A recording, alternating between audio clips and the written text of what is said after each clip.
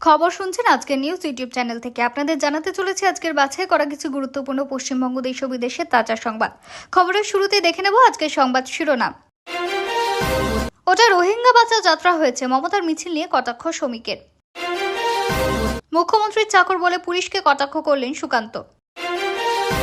হরিয়ানা বিধানসভা নির্বাচনে 25 লক্ষ ভোট চুরির অভিযোগ রাহুলের। ভুয়ো ভোটার বাদ গেলে তৃণমূলের ভয়, এসআইআর নিয়ে মমতাকে নিশানা শ্রমিকের। ভোটার তালিকা থেকে নাম বাদ, এসআইআর এনআরসি আতঙ্কে আত্মহত্যা ভাঙড়ে। বাংলা এসআইআর এর মাঝে রাহুলের দাবি 25 লক্ষ ভুয়ো ভোটার, তোলপাড় রাজ্য জুড়ে। এসআইআর ফর্ম ফিল আপে বিভ্রান্তি, ধাপে ধাপে শিখুন ফর্ম পূরণের খুঁটিনাটি। এসআইআর ফর্ম বিলির পরদিন উদ্ধার শত শত আধার কার্ড, জল্পনা তুঙ্গে।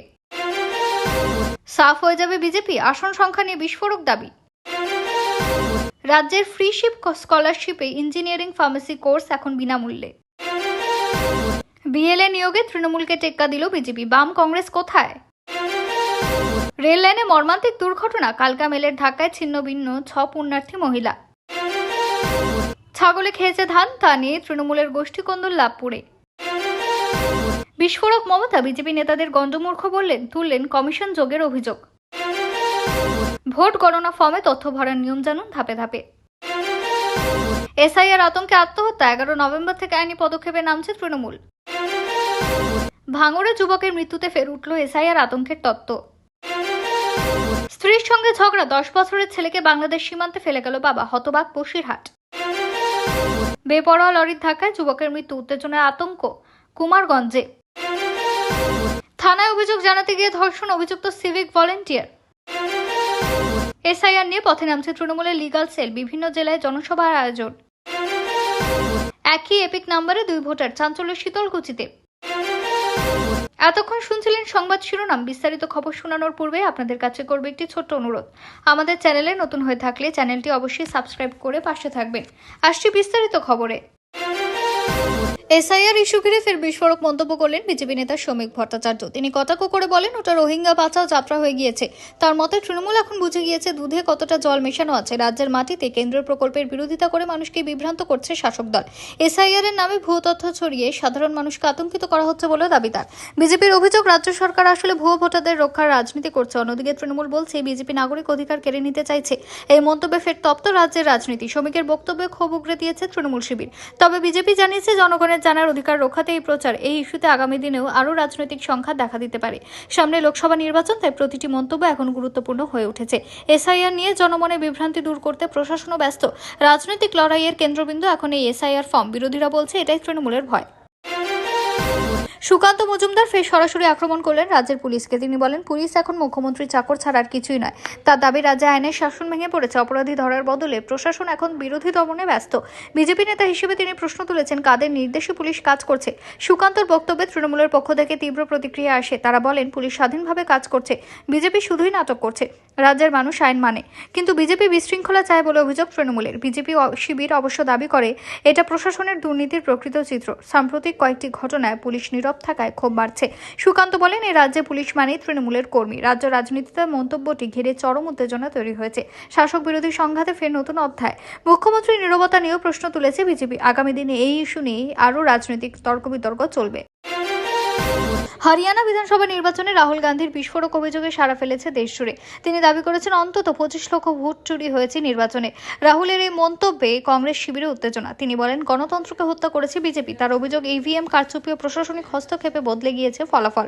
আক্রমণের এই মন্তব্যে বিজেপি পাল্টা বলে এটা কংগ্রেসের অজুহাত। তবে কংগ্রেস বলছে তারা প্রমাণ সহ অভিযোগ জমা দেবে কমিশনে। রাজনৈতিক বিশ্লেষকদের মতে রাহুলের বক্তব্য দলের মনোবল বাড়ানোর কৌশল।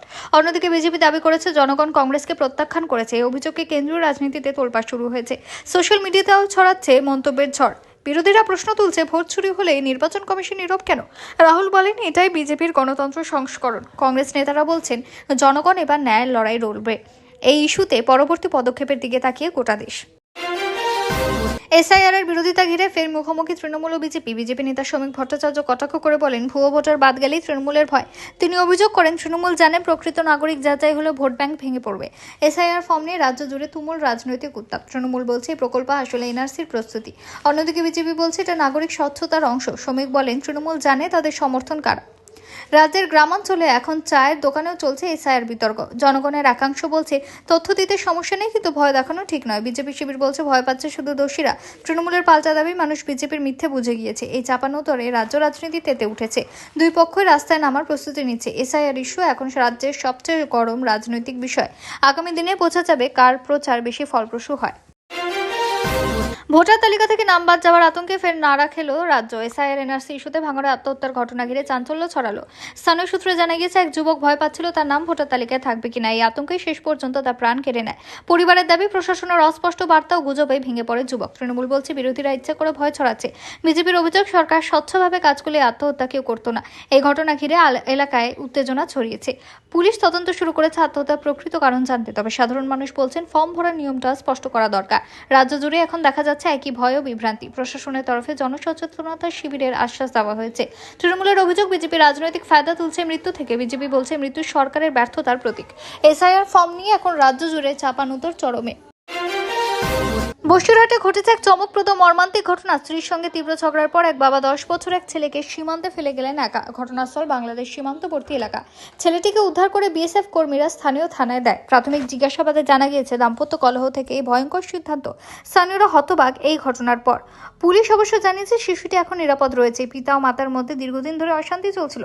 তদন্তকারীরা বলছেন মানসিক চাপ থেকে এমন কাণ্ড ঘটিয়েছেন ওই ব্যক্তি। গ্রামের মানুষ বলছেন এটা কোনো সাধারণ ঘটনা নয়, বরং মানবিকতার পরিচয়। সামাজিক মাধ্যমে ঘটনার নিন্দার ঝড় উঠেছে।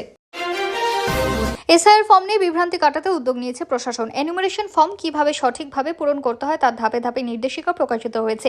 প্রথমে নিজের নাম, ঠিকানা, জন্ম তারিখ ও আধার নম্বর সঠিকভাবে দিতে হবে। ফর্মে যে কোনো ভুল পরবর্তীতে বড় সমস্যার কারণ হতে পারে।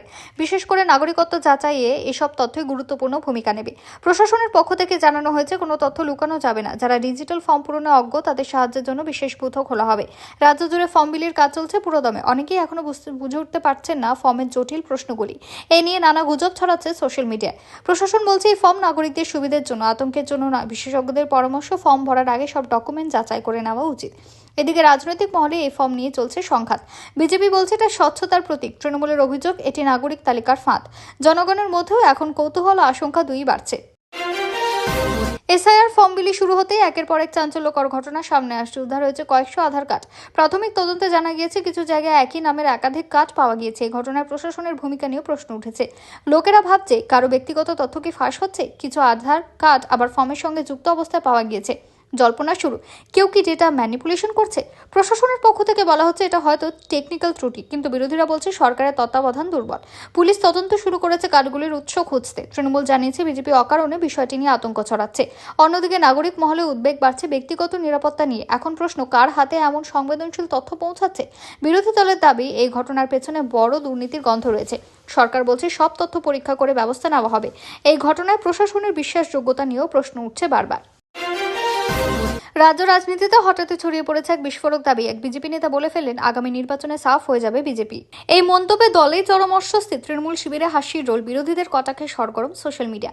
রাজ্য নেতৃত্ব বলছে এটা ব্যক্তিগত মত, দলের নয়। তবুও রাজনৈতিক বিশ্লেষকরা বলছেন এটা দলের ভেতরের অসন্তোষের ইঙ্গিত। নেতার নাম প্রকাশ না করলেও বক্তব্যে লুকোচুরি নেই। তিনি বলেন সংগঠন দুর্বল, মাঠে আমরা নেই। এই মন্তব্য বিজেপির ভাবমূর্তি নিয়ে প্রশ্ন তুলেছে। তৃণমূল বলছে তারা জানে পরাজয় নিশ্চিত। রাজ্য বিজেপি এখন পরিস্থিতি সামাল দিতে ব্যস্ত।